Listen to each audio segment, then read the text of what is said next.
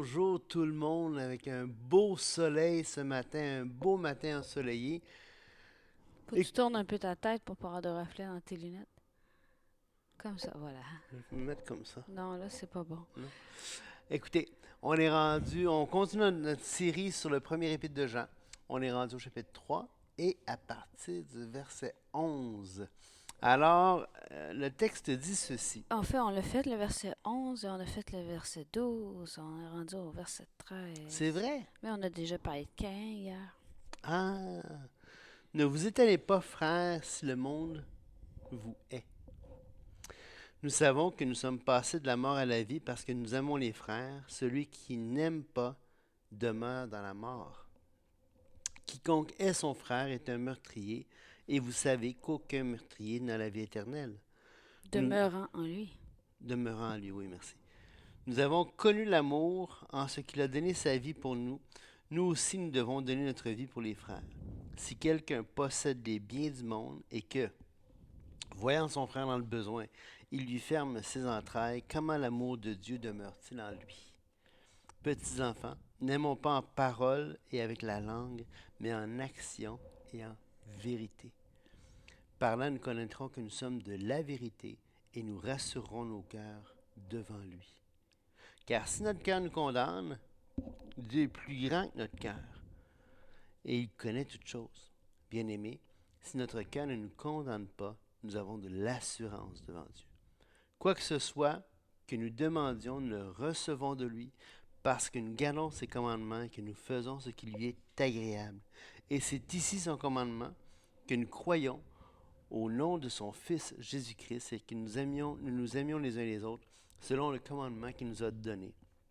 Celui qui garde ses commandements demeure en Dieu et Dieu en lui, et nous connaissons qu'il demeure en nous par l'Esprit qu'il nous a donné. C'est un passage, pour utiliser un québéquisme, c'est un passage loadé. C'est un passage très, très substantiel. Écoutez, euh, on l'a mentionné à quelques reprises dans notre série sur le premier épître de Jean. Jean, c'est l'apôtre de l'amour, mais on voit que cet amour-là n'est pas détaché de la vérité et cet amour-là n'est pas détaché d'une vie très, très concrète. Hein? On doit aimer, on doit être avec nos frères, nos sœurs en amour et en vérité et avec quelque chose de concret, c'est-à-dire on ne fait pas juste dire qu'on les aime, on ne fait pas juste affirmer quelque chose, mais on doit agir en conséquence. Il dit quoi? Il dit en action et en vérité. Donc, c'est pas juste avec la langue, c'est pas juste avec des mots, c'est pas juste des belles platitudes. Hein.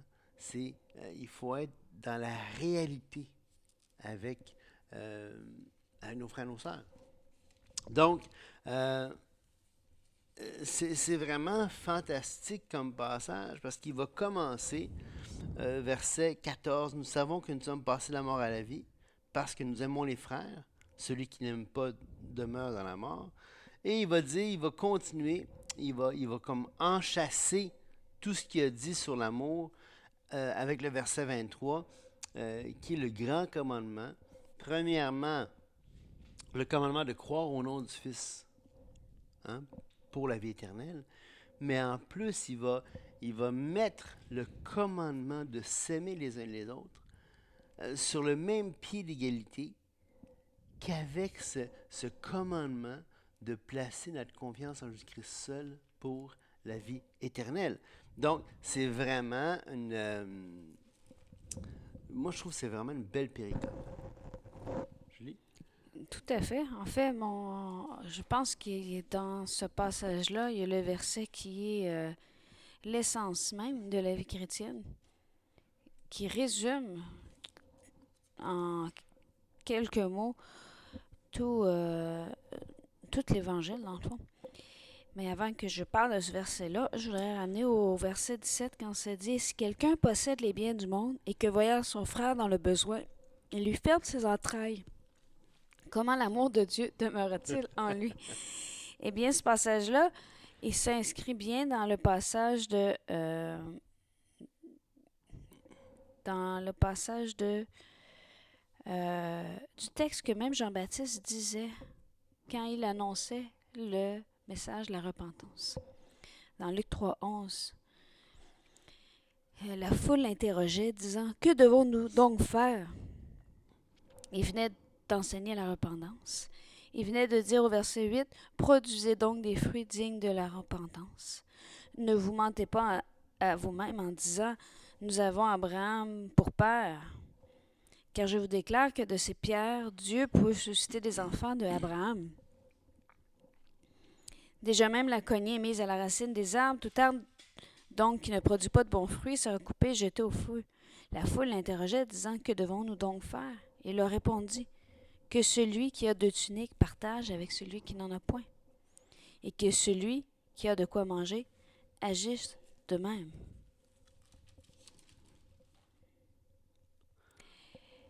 Et si tu as de quoi à donner, si tu as de quoi à partager, ne ferme pas tes entrailles, parce que tu démontres que l'amour de Dieu habite en toi. Parce que Dieu a fait la même chose alors qu'on était dans le besoin. Et c'est intéressant parce que le verset que je voulais dire tantôt, que je trouve qui résume toute l'essence de la vie chrétienne, c'est vraiment le verset 23. C'est ici son commandement. 2 choses. Que nous croyons au nom de son Fils Jésus-Christ. On a déjà parlé de cette étape-là essentielle à la vie d'un croyant. De reconnaître qui est Jésus, qui il est, qu'il est le Fils de Dieu, qui est celui qui est venu mourir à la croix pour nos péchés, pour nous racheter. Puis il continue en disant, et que nous nous aimions les uns les autres selon le commandement qu'il nous a donné. Exactement. Assez simple, hein, la vie chrétienne. Oui, c'est assez simple. Ce qui est intéressant, c'est que dans tout ça aussi, et on l'a dit un petit peu plus tôt là, dans la série, on n'est pas laissé comme à l'aveuglette. Verset 19, il dit, « Par là, nous connaîtrons que nous sommes de la vérité et nous rassurerons nos cœurs devant lui. » C'est-à-dire qu'on peut porter un regard critique sur soi-même. Paul va en parler dans 1 Corinthiens 11 à la fin du chapitre, comme quoi que on doit s'évaluer. On doit, pas sans tomber dans une introspection maladive, mais on peut quand même porter nos regards, un regard critique sur notre vie et analyser ce que nous sommes et connaître si oui ou non on marche. Examinez-vous vous-même pour savoir si vous êtes dans la foi, Paul va dire. Donc, il dit, on va connaître et on va rassurer nos cœurs devant lui. Ça, c'est intéressant. Il dit, car si notre cœur nous condamne, Dieu est plus grand que notre cœur et il connaît toutes choses. Alors, vas-y. Je vois dans ce passage-là un peu comme la même type de prise de position que Jean a depuis le début de son épître. Quand on voit, quand on regardait dans les versets 5 à 7 du premier chapitre, il y avait toute l'idée de marcher dans la lumière, pratiquer la vérité pour savoir si on est en communion avec Jésus.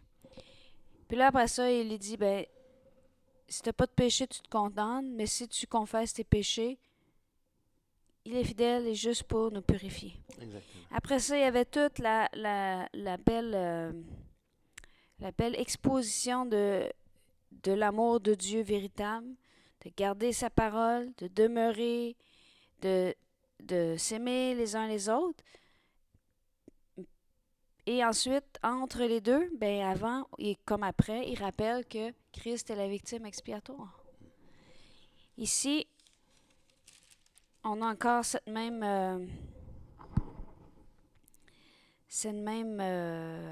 comment je peux dire ça, cette même façon de faire, où est-ce que Jean dit, regarde, c'est assez tranchant, là. Si tu es ton frère, tu es un meurtrier. Ouais. Si tu as connu l'amour, tu devrais avoir... puis là, tu lis ça, puis tu dis, là, après ça, ça dit, aime en action, en vérité, pour te rassurer.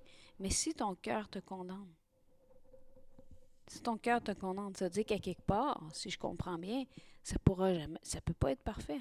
Non, mais c'est-à-dire que, tu sais, ça me relance à 1 Corinthiens 4.4, 1 Corinthiens 4.4 qui dit, « Pour moi, il m'importe peu, c'est Paul qui parle aux Corinthiens, là, il m'importe peu d'être jugé pour vous par un tribunal, mais je ne me juge pas non plus moi-même, car je ne me sens coupable de rien. C'est peut très bien qu'on se sente coupable de rien. Mais il dit, mais ce n'est pas pour ça que je suis justifié. Celui qui me juge, c'est le Seigneur. Donc, en définitive, on a un critère objectif pour s'évaluer. Et on peut dire, puis la solution, si notre cœur nous condamne, c'est quoi? Confesse. Confesse. C'est ça que je voulais dire. Je voulais pas dire qu'on était tout le temps condamné parce qu'il n'y a plus de condamnation pour celui qui est en Jésus-Christ. Non, c'est ça. Fait si tu crois à la condamnation qui dépose sur ta vie, encore, mais c'est parce que tu n'as pas saisi la beauté du sacrifice de Christ qui a pris toute condamnation. Alors là, il faut que tu confesses deux choses. Il faut que tu confesses de ne pas croire quand il dit de confesser, puis qu'il te purifie de tout péché, puis tu confesses qu'il n'y a pas de condamnation pour celui qui est en Jésus-Christ. Hein? Donc, et là, et ça fait penser, Julie, on en a souvent parlé parce que moi, je trouve que c'est un couple extraordinaire, les parents de Jean-Baptiste, qui marchaient. Et je vais leur lire, j'aime trop ce passage-là. À chaque fois, il me fait sauter les neurones. Dans Luc, il fait sauter les neurones parce que ça vient chercher un petit côté, quelque part, qui aimerait pouvoir dire, ah ben, il n'y a personne de parfait, ça veut dire que ça ne sert à rien d'essayer, tu sais. Mais, verset 6. Verset 6, tous deux, donc les parents de Jean-Baptiste, Zacharie puis Élisabeth, tous deux étaient justes devant Dieu, observant d'une manière irréprochable tous les commandements et toutes les ordonnances du Seigneur. Et là, tu te dis, mais oui, mais comment est-ce qu'ils faisaient? Et surtout dans l'Ancien Testament, avec toutes les lois, les 613 commandements, les ci, les ça. Mais oui, mais dans la loi, il y avait les sacrifices pour corriger les erreurs qu'on faisait en ne suivant pas la loi. Donc, il y avait, à même la loi, il y avait la provision. La provision. Et encore plus, et à plus forte raison, dans la Nouvelle Alliance, dans le Nouveau Testament, on voit quoi? On voit que la provision est encore plus grande parce que le sacrifice de Christ couvre beaucoup plus que les sacrifices de l'Ancien Testament. Et ça ne fait pas juste couvrir les péchés, on en a parlé, mais ça enlève les péchés. Hein? Donc, et si on confesse, donc pas besoin d'aller offrir un sacrifice et tout ça. On confesse notre péché et Dieu est fidèle et juste pour nous pardonner et nous purifier. Hein? Et là, pour confesser, c'est à Dieu qu'on confesse nos péchés. Ben, c'est ça, c'est ce que le texte te dit. Homolego, dire la même chose que. Tu as deux sortes de confession. Tu as une confession de nos fautes, de nos erreurs, de nos péchés. Puis tu as une confession positive de dire, mais Jésus-Christ est Seigneur. Et une fois qu'on a fait ça, là, bien aimé, si notre cœur ne nous condamne pas, nous avons de l'assurance devant Dieu. Quoi que ce soit que nous demandions, nous le recevons de lui, parce que nous gardons ses commandements et que nous faisons ce qui lui est agréable. Il y a toute une beauté ici de dire qu'une fois que la vie chrétienne, quelqu'un qui marche dans la justice, dans la lumière, qui marche dans l'amour, il y a une assurance qui vient aussi. Et cette assurance-là, ça me fait penser un peu au privilège qu'on a en tant que croyant de pouvoir rentrer dans le lieu très saint, en prière. Puis un endroit qu'avant, c'était une fois par année, une seule personne, avec énormément de précautions, si on veut. On se présente devant le roi sans aucun problème. On n'a pas besoin de passer par tous les chemins possibles. On n'a pas besoin de passer par aucun autre intermédiaire que Jésus-Christ. Et c'est le paradoxe de la vie chrétienne, parce que Paul va dire, on est le temple du Saint-Esprit, les croyants sont le temple du Saint-Esprit. Et le paradoxe, c'est que il y a plusieurs mots pour temple dans l'original, dans le grec. Il y a le mot naos, il y a le mot hieron. Et le mot hieron, c'était l'enceinte générale du temple. Ça veut dire que tu arrivais, puis le temple commençait, donc tu avais les je sais pas moi, les jardins ou des autour, et peu importe. Et là, tu marchais, tu rentrais, et là, il y avait le portique des gentils, où est-ce que les païens, les non-juifs ne pouvaient pas aller plus loin que ça. Et après ça, les juifs pouvaient rentrer, il y avait le portique des femmes, les hommes pouvaient aller plus loin. Et, comme tu dis, il y a un lieu très saint. Hein? Ou est-ce que le sacrifice, le sacrificateur pourrait rentrer juste une fois par jour, par année? Le grade du sacrificateur. Le souverain sacrificateur, oui, merci. Et le lieu très saint, dans le grec, le sanctuaire intérieur, le plus saint, c'est le naos. Et quand Paul va dire qu'on est le temple du Saint-Esprit, il va dire on est le naos, on est le lieu très saint du Saint-Esprit. Donc le paradoxe de la vie chrétienne, c'est que justement, comme dit Julie, on a accès tout le temps, dans Hébreux 4, 4.12 peut-être, on a accès tout le temps au lieu très saint, au trône de la grâce. Hein, je vous invite à aller étudier l'Épître aux Hébreux, notre série sur l'Épître aux Hébreux. Vous allez voir, on en parle abondamment. Et on a accès à ça, mais en même temps, on est toujours le lieu très saint. C'est ça qui est le paradoxe.